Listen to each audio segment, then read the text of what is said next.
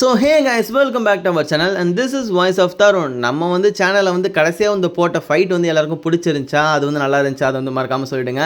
அது மட்டும் இல்லாமல் நம்ம சேனல் வந்து நான் வந்து தெரியாமல் சொல்லிட்டோம் போல் வியூஸ் போகுதுன்ட்டு, அதெல்லாம் ஒன்றும் கம்மியாகினே போகுது. சரி ஓகே, நம்ம வந்து விடக்கூடாது. அரௌண்ட் இந்த எபிசோடில் வந்து நம்ம 6வது எபிசோட் வந்துட்டோம். இந்த அனிமையில் மொத்தம் 12 எபிசோட் தான். ஸோ அதனால் நான் வந்து இப்போ ஒரு 10-12 போகும்போது அனிமே தேடுறதுக்கே கஷ்டப்பட்டுருவோம். பிகாஸ் எந்த ஒரு சேனலையுமே போட்டுருக்கூடாது. இப்போ உதாரணத்துக்கு நான் அதுக்கு தான் உங்ககிட்ட ஹெல்ப் கேட்க போகிறேன். என்ன ஹெல்ப்னா, நீங்கள் வந்து புதுசாக ஒரு ஓவர் பவர்ட் அனிமே வந்து பார்த்து வச்சுருக்கணும். தட் மீன்ஸ் நீங்கள் ரீல் ஸ்க்ரோல் பண்ணும்போது வந்து வந்திருக்கும் இல்லைங்களா, ஸோ அதை நீங்கள் வந்து பார்த்துருப்பீங்க, வேறு சேனல் தேடி இருப்பீங்க, பட் கிடைச்சிருக்காது. அந்த மாதிரி எதுனா ஒரு அனிமே இருந்தீங்கன்னா மறக்காமல் எடுத்து நம்ம கமெண்ட் செக்ஷனில் போடுங்க. நான் வந்து ஒரு டைம் பார்த்துட்டு அதை வந்து போடுறேன், ஓகேங்களா? ஸோ நம்மளுக்கு வந்து அனிமையாக தான் போடணும். அது மட்டும் இல்லாமல் சப்ஸ்கிரைபர்ஸ் ஒன்று அனிமே போட்டால் உங்களுக்கும் எனக்கு ஒரு கனெக்ஷன் இன்க்ரீஸ் ஆகும். அது மட்டும் இல்லாமல் இன்ஸ்டாகிராமில் எப்போயோ வந்து ஒரு பேஜ் கிரியேட் பண்ணி வச்சேன், வாய்ஸ் ஆஃப் தருண் 25 சொல்லிட்டு. ஸோ அந்த நேமை வந்து நான் சேனல் நேம் வந்து அனிமே வித் தருண் சொல்லி மாற்றலான்னு இருக்கேன். பட் ஏற்கனவே அனிமே தருண் சொல்லிட்டு நிறைய சேனல் இருக்குது, ஆனால் தமிழில் பெரும்பாலும் இல்லை. அதனால் நான் அனிமே வித் தருண் சொல்லிட்டு வைக்கலான்னு இருக்கேன். ஸோ அது எப்படி இருக்குது அப்படின்றத மறக்காமல் சொல்லிவிடுங்க. வாய்ஸ் ஆஃப் தருண் சொல்கிற இன்ஸ்டாகிராம் பேஜை ஃபாலோ பண்ணிக்கோங்க. உங்களுக்கு சப்போஸ் புது புது அனிமேஸ்லாம் இருக்கும், ரீல்ஸ்லாம் இருக்கும் இல்லைங்களா, ஸோ அதை நீங்கள் எனக்கு ஃபார்வர்ட் பண்ணி விட்டிங்கன்னா கூட நம்ம 2 பேரும் அந்த அனிமே வந்து பார்த்து போகலாமான்னு சொல்லி முடிவு பண்ணிக்கலாம். அது மட்டும் இல்லாமல் என்ன என்கரேஜ் பண்ணிட்டு இருக்க நம்ம சப்ஸ்கிரைபர்ஸ்க்கு தேங்க்யூ. 1.5 நிமிஷம் பேசிட்டேன், வீடியோக்குள்ள போகலாம். எபிசோட் 6ஓட ஸ்டார்டிங் சீன்லையே நம்ம அசுகாவை தான் காமிக்கிறாங்க. அவள் வந்து அவளுடைய ஃப்ளாஷ்பேக் இடத்துல இருக்கா, அதாவது பழைய காலத்தில்.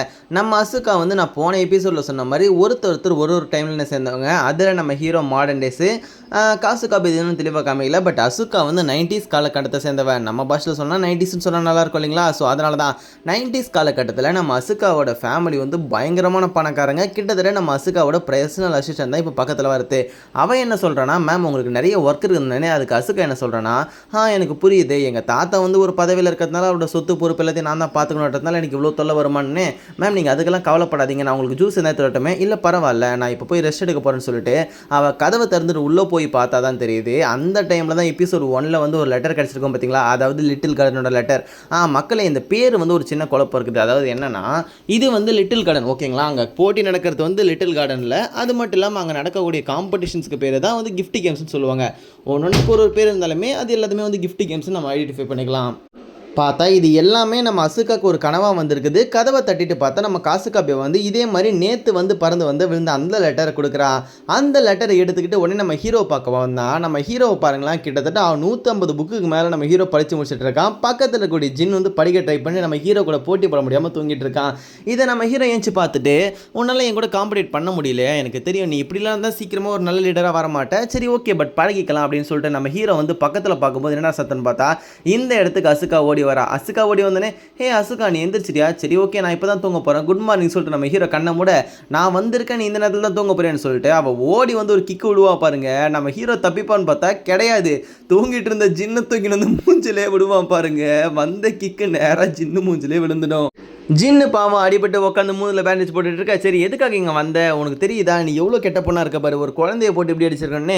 அது நான் எதுவும் பண்ணல, நீ தான் அந்த மாதிரி பண்ணன்னு சொல்லிட்டு அப்படி இப்படின்னு அவங்க சண்டை மாச்சிட்டு, சரி நீ வந்த விஷயத்த சொல்லணுன்னே அவள் வந்து நேற்று வந்து அந்த லெட்டர் எதுவும் காமிக்கிறான். நான் கூட ஏதோ புதுசாக கேரக்டர் வர போகுதுன்னு நினச்சேன், பட் அப்படி இல்லை. அந்த லெட்டரில் என்ன இருக்குதுன்னா, புதுசாக வந்து 4th ஸ்டைலில் ஈஸ்டர்ன் எம்பரர்லேருந்து உங்களை வந்து வர வச்சிருக்காங்க, அங்கே நடக்கக்கூடிய புது டீமன் கிங் பதவியேற்பு விழாக்கு உங்களை இன்வைட் பண்ணியிருக்காங்கன்னு சொல்லிட்டு இந்த 3 பேருக்குமே சேர்த்தாப்புல ஒரு லெட்டர் வந்து இருக்குது. இந்த லெட்டர் ஏன் நம்ம கைக்கு வரலான்னு கேட்டால், பிளாக் ரேபிட் இந்த லெட்டர் நம்மளுக்கு தெரியக்கூடாதுன்னு சொல்லிட்டு மறைச்சி வச்சுட்டான்றாங்க. இப்போ நான் பிளாக் ரேபிட்டுக்கு தெரியாமல் தான் இங்கேருந்து திருடிட்டு வந்தேன்னு சொல்லிட்டு காசுகாபே சொல்கிறா. அவ்வளவுதான். இந்த மாதிரி ஒரு விஷயத்தை கேட்ட உடனே எல்லாருமே வந்து யோசிச்சுட்டு இருக்க. நம்ம ஜின் என்ன சொல்கிறான்னா, இல்லை நீங்கள் இந்த மாதிரிலாம் போகக்கூடாது, அது வந்து ரொம்ப தப்புன்னொடனே உடனே மெலேடி, அதாவது நம்ம அசுகா என்ன சொல்கிறேன்னா, மாஸ்டர் ஜின் எங்களை நீங்கள் எங்கேயுமே கூப்பிட்டு போக மாட்டீங்களா, உங்களுக்காக நாங்கள் சண்டை போட்டு இந்த இடத்தையே ஜெயிச்சு கொடுத்துருக்கோம், ஆனால் நீங்கள் காட்டுற கருணை எவ்வளோ தானே. கசுகா உடனே என்ன சொல்கிறேன்னா, காசுகாபே என்ன சொல்கிறேன்னா, ஆமாப்பா இவருக்கு எந்த ஒரு அக்கறையுமே இல்லை, நம்ம எப்படி போனால் எக்கடை கெட்டால் என்ன, இவங்களுக்கு தேவை நம்ம போட்டியில் ஜெயிக்கணும், நம்ம ஒரு சமனிங் தானே. நம்ம ஹீரோவும் நான் என்ன தான் இவனுக்கு ஒரு அண்ணன் மாதிரி சொல்லி கொடுத்தாலுமே இவன் என்ன இப்படி தானே ட்ரீட் பண்ணுறான், நாங்கள் ஜஸ்ட் அடிமை மாதிரி தானே. ஜின்னு வந்து அப்படிலாம் இல்லை, சரி ஓகே நம்ம பண்ணலாம் அப்படின்ன உடனே இந்த பக்கம் பிளாக் ரேபிட் தான் காமியிருக்க. பிளாக் ரேபிட் ஒரு லெட்டரை படிச்சுட்டு இருக்கா. ஆக்சுவலி நம்ம ஹீரோ எழுதி வச்ச லெட்டர் தான் அது. அதில் என்ன போட்டிருக்குன்னா, நாங்கள் இந்த மாதிரி நீ எதுக்கு எங்களை மறைச்சியோ அந்த ஃபங்க்ஷனுக்கு நாங்கள் போகிறோம், ஈஸ்டர்ன் காட்ஸுக்கு போகிறோம். ஸோ அதனால் நீ வந்து எங்களை டிஸ்டர்ப் பண்ணக்கூடாது. சப்போஸ் நாங்கள் போகிற வழி ரொம்ப தூரம் தான், நீ அதுக்குள்ளே ஓடி வந்து உன்னோட முயல் காதை வச்சு நீ எங்களை பிடிச்சிருந்தா நாங்கள் திரும்ப வந்துடுறோம். சப்போஸ் நீ எங்களை பிடிக்கலனா நாங்கள் 3 பேர் இந்த கிளானை விட்டே போயிடுவோம் அப்படின்னு சொல்லிட்டு கண்ணா பண்ணி வச்சுருக்க. இதை படித்து பார்த்த பிளாக் ராபிட்டை, அடே உங்களால் எனக்கு எவ்வளோ பிரச்சனை தெரியுமா அப்படின்னு சொல்லிட்டு இந்த பக்கம் நம்ம ஹீரோ தான் காமிக்கிறாங்க. வழக்கம் போல் அந்த காஃபி ஷாப்பு தான். எந்த இடம் போனாலும் எந்த ஊராக இருந்தாலும் அந்த டீ கடை தான் அட்டி போல். இவங்கெல்லாம் இந்த இடத்துல உட்காந்து பேசிகிட்டு இருக்கும்போது நம்ம ஜின் என்ன சொல்கிறான்னா, நீங்கள் என்ன தான் நினச்சாலுமே அந்த இடத்துக்கு போகிறதுக்கு பாசிபிள் இல்லை, அது வந்து ரொம்பவுமே தூரம் அதிகம். ஏன்னு உனக்கு தெரியுமா கேட்டு நம்ம ஹீரோ வந்து நேற்று ஃபுல்லாக அந்த லிட்டில் கார்டன் புக்கை படிச்சார் இல்லைங்களா. ஸோ நம்ம ஹீரோ வந்து சொல்கிறான், ஆமாம் எனக்கு அதை பற்றி தெரியலனாலும் அந்த நார்த்தன் கேட்ஸோட டைம் எவ்வளோ தூரம் தெரியும், அது கிட்டத்தட்ட ஒரு சூரியன் தூரம் ஒன்றுனே அசுக்கா சொல்கிறான். ஒரு சூரியன் தூரம்னா எவ்வளோன்னே ஒரு 13,000 கிலோமீட்டர். ஓ 13,000 கிலோமீட்டர் தானா, சரி ஓகே நம்ம கொஞ்சம் கஷ்டப்பட்டு கிராஸ் பண்ண முடியாதுன்னு கேட்டால் அது மொத்தம் 98,000, அதாவது கிட்டத்தட்ட 100கணக்கான சூரியனை சேர்த்தா தான் நம்ம அங்கே போக முடியும்னு எல்லாருக்கும் வாயே பொழந்து போயிடுது. சரி அப்போ நம்ம என்ன தான் பண்ணணும்னே, நான் தான் சொன்னேன்ல, ஜின்னு சொல்கிறான் என்னன்னா, நான் தான் சொன்னேன்ல இந்த மாதிரிலாம் அங்கே போகிறது வந்து ஒரு நடக்காத விஷயம். ஸோ அதனால் நம்ம வாங்க போயிடலாம்னே நம்ம ஹீரோ டென்ஷன் ஆகிடுறான். இந்த மாதிரி ஒரு லெட்டரில் நம்ம பிளாக் ராபிட்ட சவால் விட்டு வந்திருக்கோம், நம்ம திரும்ப போனால் என் மானத்துக்கு அசிங்கம்னு சொல்லிட்டு நம்ம ஹீரோ யோசிக்கும் போது எனக்கு ஒரு ஐடியா கிடச்சிச்சு. நம்ம ஏன் 1000 டேஸ்க்கு போகலான்னு சொல்லிட்டு நம்ம ஹீரோ வந்து 1000 டேஸ்க்கு போகிறான். இந்த பக்கம் நம்ம பிளாக் ராபிட் தான் காமிக்கிறாங்க. பிளாக் ராபிட் கிட்ட அந்த சின்ன டீமன் கிங் பேசிகிட்டு இருக்கா. அவன் என்ன சொல்கிறான்னா, அவங்க இப்போ தான் கிளம்பியிருக்க வாய்ப்பு இருக்குது, நீ ஏன் உன்னோட பவர்ஸ் யூஸ் பண்ணி போகக்கூடாது, ஆக்சுவலி எனக்கு தெரிஞ்சு இங்கே இருக்கிறதுலே ஸ்பீடானவனே தான் நீ ஓடி போய் பிடிச்சினா அவங்கள பிடிச்சலாம் என்னன்னு, அது என்னதான் கஷ்டம் வந்தாலும் சரி ஓகே அந்த சின்ன பசங்களால் நான் எப்படின்னா பிடிச்சிட்டு வரேன்னு சொல்லிட்டு இந்த டைமில் தான் நம்ம பிளாக் ராபிட் ஒரு டைலாக் சொல்லுவா. அது என்ன டைலாக்னா, problems childrens are not there coming from another world are not they அப்படின்ற இந்த ஒரு அனிமையோட பேர். அதாவது இதுக்கு அர்த்தம் என்ன தெரியுமா, problems are coming from another world, அவங்க வந்து இந்த வேறு உலகத்துலேருந்து வந்தது தான் ப்ராப்ளமா இல்லை அவங்க வரது தான் ப்ராப்ளமா அப்படின்றது தான். ஓகேங்களா. பிளாக் ராபிட்டை பொறுத்தளவுக்கு அவங்க ஓடி போயிருக்காங்கன்னு அர்த்தம். ஆனால் அந்த மாதிரி நடக்கலை. இவங்க இந்த பக்கம் 1000 டேஸுக்கு வந்தேனே சிரயோஷா கிட்ட இந்த மாதிரி நாங்கள் அந்த பக்கம் போனால் எங்களுக்கு ஹெல்ப் பண்ணணுன்னே சிரயோஷா என்ன சொல்கிறேன்னா, நீ எதுக்கு இவ்வளோ சத்தமாக பேசுகிற, ஃபஸ்ட்டு உட்கார, ஒரு டீமன் கிங்கிட்ட மரியாதை பேசுன்னு சொல்லிட்டு உட்கார வைக்கிறா. உட்கார வச்சோடனே அங்கே என்ன நடக்க போகுதுன்னு தெரியுமான்னு கேட்டால், இல்லை எங்களுக்கு தெரியும், கொஞ்சம் கொஞ்சம் தான் தெரியும்னே சிரயோஷா எக்ஸ்பிளைன் பண்ணுறா. ஆக்சுவலி அங்கே நார்த்தன் கேட்ஸில் இருந்த சாலமண்டர்ன்றவர் அவர் தான் டீமன் கிங். பட் அவர் இப்போ இல்லைன்றதுனால அவரோட பொண்ணு வந்து பதவி ஏற்க போகிறோன்னே நம்ம ஜின்னுக்கு வந்து அந்த பொண்ணு தெரிஞ்சிருக்குது. அவரோட பேர் வந்து சாலமண்டரா சான். ஓகேங்களா. ஸோ அந்த பொண்ணுக்கு தெரிஞ்சதால் வந்து அந்த பொண்ணு வந்து இவங்க 2 பேரும் சேம் செட்டு போல். ஓ அந்த பொண்ணா, அவளுக்கு வெறும் 11 வயசு தானே, அவள் எப்படி லீடர் ஆவான்னொன்னே இந்த பக்கம் வந்து என்ன பார்க்கணும்னா, நீங்கள் ஜின்னை வந்து ஒரு பொண்ணு வந்து கேட்குறா, மாஸ்டர் நீங்களும் வந்து 11 வயசு தான், நீங்கள் எங்களுக்கு லீடரானே, அப்போ நம்ம கொஞ்சம் மூடிட்டு தான் இருக்கணும் போல் அப்படின்னோடனே இந்த பக்கம் வந்து டீமன் கிங் அதாவது சிரயோஷ் என்ன சொல்கிறேன்னா, அது மட்டும் இல்லாமல் அவங்க உங்களுக்கு ஒரு ரெக்வஸ்ட்டும் வச்சுருக்காங்க. அது என்னென்னா, நீங்கள் ஏற்கனவே ஒரு டீமன் கிங்கை தோக்கடிச்சதால் அங்கே சப்போஸ் இந்த டீமன் கிங் வந்து பிரச்சனை பண்ணலாம்.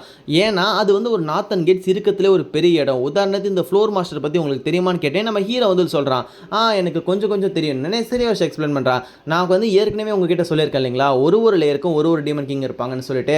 ஸோ இப்போ நான் 4th லேயரில் இருக்குன்னா நான் ஒரு டீமன் கிங். ஸோ இப்போ அந்த இடத்துக்கு அந்த சின்ன பொண்ணு தான் லீடராக மாற போகிறா. ஸோ அவளுக்கு 11 வயசுன்றதுனால வேறு ஏதாவது ஒரு டீமன் கிங் வந்து அவகிட்ட சண்டை போட்டு அந்த ஒரு இடத்த பிரிக்க வாய்ப்பு இருக்குது. நீங்கள் சப்போஸ் அங்கே போனால் அவங்களுக்கு தடுக்கிற மாதிரி ஒரு சின்ன ரெக்வஸ்ட்டும் இருக்குது.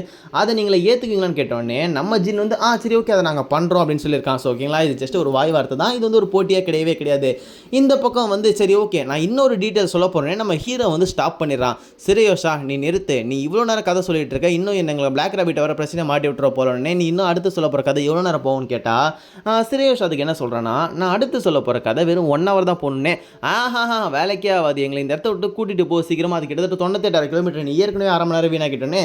சிரயோஷா சரி ஓகே நீங்கள் அடங்க மாட்டீங்க போல அப்படின்னு சொல்லிட்டு கையை 2 தட்டி நம்ம நார்த்தன் கேட்ஸுக்கு போகணும்னு சொல்கிறான்.